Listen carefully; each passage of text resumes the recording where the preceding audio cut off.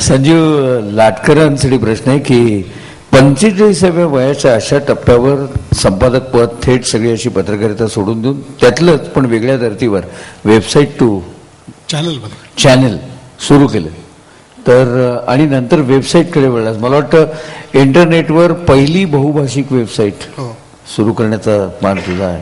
ते हे सगळा बदल मला टेक्नॉलॉजीचं खूप आकर्षण आहे. म्हणजे मी आता सुद्धा टॅब आल्यावर लगेच टॅब घेतला. म्हणजे टॅब, आयपॅड, मी खूप टेक्नोसॅव्ही आहे. मला अस्वस्थ असतो म्हणजे नवीन टेक्नॉलॉजी आणि मला असं वाटतं की ही फार मोठी देणगी आपल्याला मिळते कारण ही तात्कालीन आहे, हे परत नंतर येणार नाही. त्यामुळे त्याचा पूर्ण सांगोपांग अभ्यास करणं. मी दिवसातनं जवळपास 3 ते 4 तास इंटरनेटवर असतो. म्हणजे अभ्यास करत असतो वेगवेगळ्या विषयांवरती. जेव्हा जेव्हा शक्य आहे तेव्हा मी नेटवर असतो.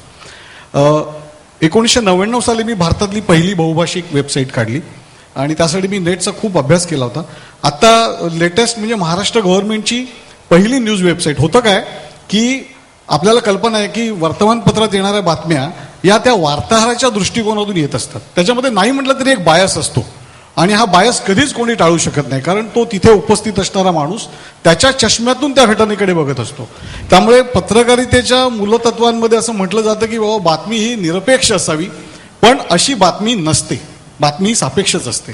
म्हणून मग आम्ही सरकारमध्ये अशी चर्चा केली की बाबा एक सरकारची एक अशी न्यूज वेबसाईट का असू नये ज्याच्यामध्ये सापेक्ष बातम्या येण्यापेक्षा निरपेक्ष बातम्या येतील. आणि आम्ही गव्हर्नमेंटची मी वेबसाईट 3 वर्षापूर्वी काढली, महान्यूज.com म्हणून. मग मी जय महाराष्ट्र काढली, त्यानंतर मी खुर्ची.com काढली. वेबसाईटमध्ये बरंच काम केलं. मी ई सकाळचं पण काम बघत होतो, जी म्हणजे खूप पॉप्युलर वेबसाईट आहे, त्याचा मी हेड होतो काही काळ. मला असं झालं की 22-25 वर्ष पत्रकारितेत काम केल्यानंतर म्हणजे मी 38व्या वर्षी संपादक झालो. 38-39 असताना सकाळचा लोकमतचा 2 वर्ष. मग लोकमतमध्ये काम केल्यानंतर मी सकाळमध्ये गेलो. सकाळमध्ये 3 वर्ष, मी 4 वर्ष संपादक होतो. आता माझ्यापुढे असा प्रश्न आला की आयुष्यभर संपादक राहावं की काही अजून नवीन करावं. दोन्ही गोष्टी चांगल्या आहेत, त्याच्यात हा नाही. पण माझा स्वभाव हा हंटरचा आहे फार्मरपेक्षा. म्हणजे ह्याच्यात नोकरीमध्ये किंवा व्यवसायामध्ये फार्मिंग आणि हंटिंग असं मानलं जातं. फार्मर जो एकाच क्षेत्रामध्ये बराच काळ प्रदीर्घ काळ काम करतो त्याला फार्मर म्हणतात आणि वेगवेगळी जंगलं शोधत असतो त्याला हंटर म्हणतात. तर माझी प्रकृती हंटरची. मला दर 2-3 वर्षांनी, 4 वर्षांनी, 5 वर्षांनी नवीन चॅलेंज लागतं. मी अस्वस्थ होतो. तर मग मी असं ठरवलं की आता संपादक पदापुढे नंतर काय होणार, संपादकानंतर काहीच होऊ शकत नाही. म्हणजे पुढची 25-30 वर्ष संपादक राहणं एवढंच माझ्या हातात होतं. तर ते मला मान्य नव्हतं.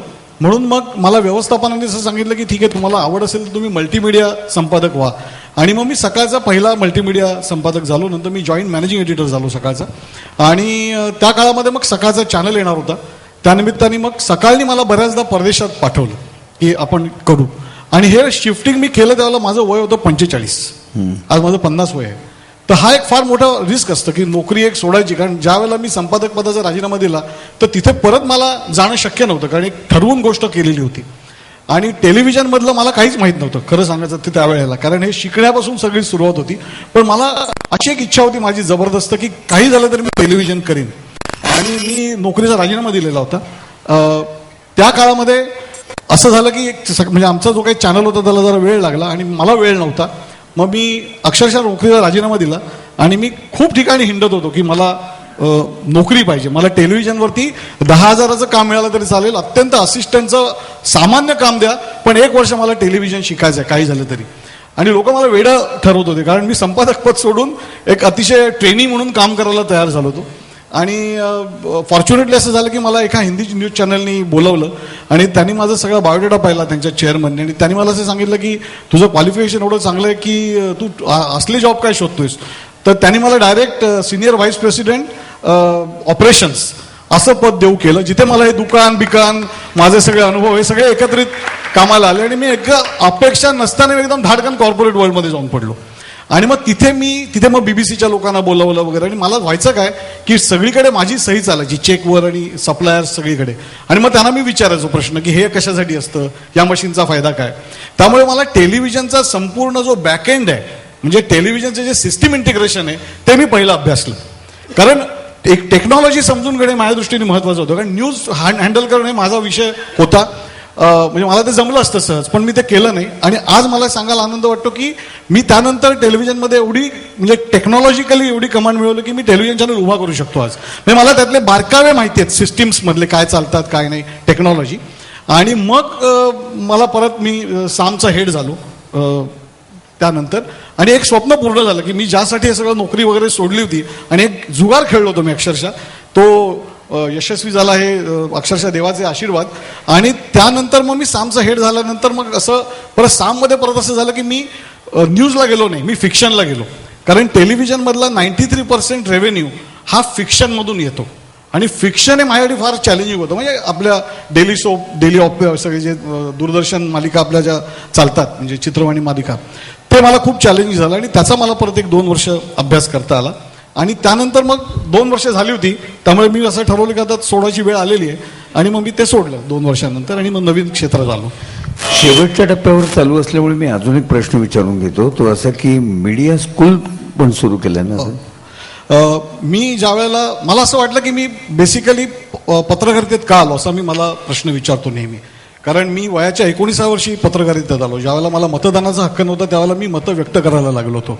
आता 18 वर्ष झाले, पण त्यावेळेला 21 वर्ष होतं, आणि मी 19व्या वर्षी पत्रकार झालो होतो.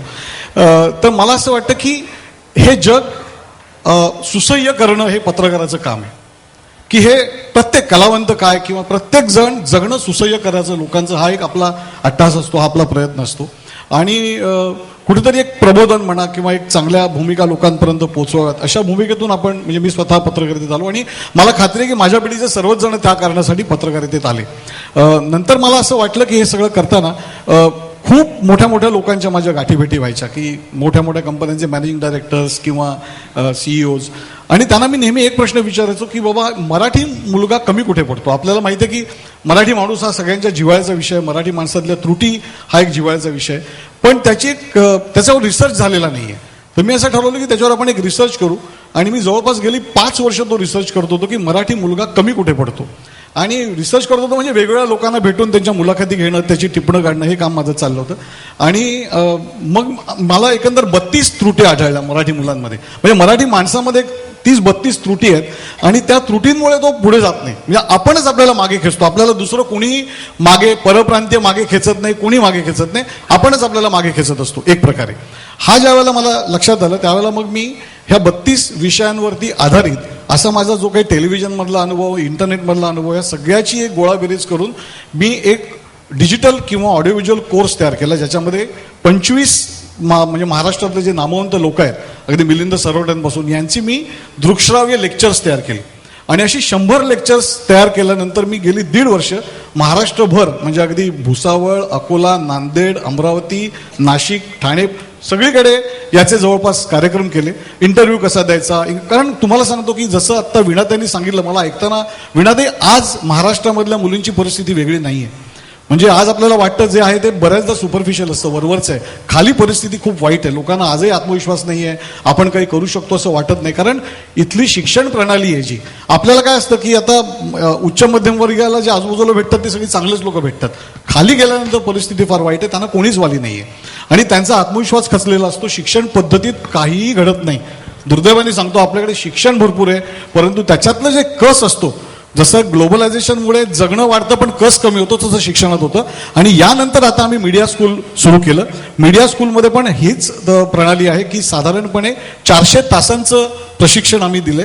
त्याच्यामध्ये 100 मीडियातल्या 100 लोकांना आम्ही एकत्र आणलं, आणि त्यांच्याकडून आम्ही डिजिटल सगळं तयार करून घेतलं. आणि पुढल्या वर्षी ई-लर्निंगच्या माध्यमातून मी ग्रूम अँड ग्रो ही कंपनी त्यासाठी लॉन्च केली, आणि ई-लर्निंगच्या माध्यमातून महाराष्ट्राच्या सर्व दूर भागामध्ये, ग्रामीण भागामध्ये हे पोहोचेल. कारण हे MSCITचं सक्सेस फार मोठं आहे, 60 लाख मुलांपर्यंत MSCIT पोहोचली आहे. तर त्याच धर्तीवरती मला असं वाटतं की महाराष्ट्रातल्या कोपऱ्यात बसलेल्या मुलाला इंटरव्ह्यू कसा द्यावा, आत्मविश्वास कसा बाळगावा, मोटिवेशन कसं आणावं, हे नामवंतांची लेक्चर्स आम्ही जर देऊ शकलो तर मला असं वाटतं की एक बेसिक काम होईल, ज्याची आज ग्लोबलायझेशनच्या धर्तीवर गरज आहे. ग्लोबलायझेशन बद्दल आपण बोलतो, कालच मी एका मुख्यमंत्र्यांच्या समिटमध्ये होतो. स्किलसेटची फार आपल्याकडे वानवा आहे, चांगलं स्किलसेट नाही आहे. तेच चांगलं स्किलसेट जर आपण तयार करू शकलो, सॉफ्ट स्किल्स तयार करू शकलो, तर माणसं चांगली नक्की होऊ शकतात. ॲटिट्यूड बदलावा लागतो, आणि त्या ॲटिट्यूड बदलण्याचं काम सध्या आम्ही हाती घेतलंय. धन्यवाद. राजीव